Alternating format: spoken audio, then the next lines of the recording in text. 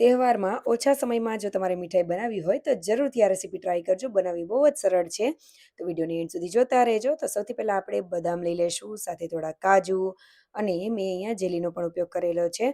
તો બધી વસ્તુને આ રીતે નાના નાના ટુકડામાં કટ કરી લેશું. હવે થોડા કાજુ લેશું, તેને મિક્સર જારમાં એડ કરીને તેનો પાવડર બનાવીને તૈયાર કરીશું. આ રીતનો હવે એક કડછી લઈ લેશું, તેમાં થોડું એવું ઘી એડ કરીશું, 1 થી 1.5 ચમચી જેટલું, અને તેને ગરમ થવા માટે રાખી દેશું.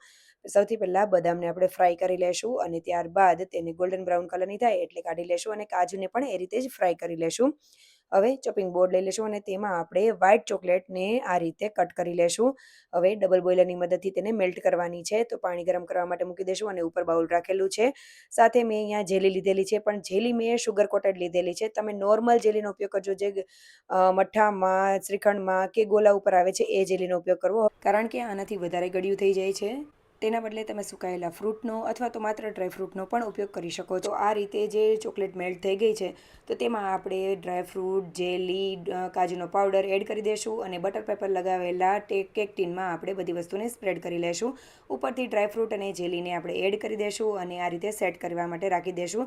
રૂમ ટેમ્પરેચર ઉપર સેટ કરીને તેને ફ્રીજમાં થોડી વાર માટે રાખી દેવાની છે, એટલે સરસ એવી થઈ જશે. મનપસંદ આકારમાં તેને કટ કરી લેવી.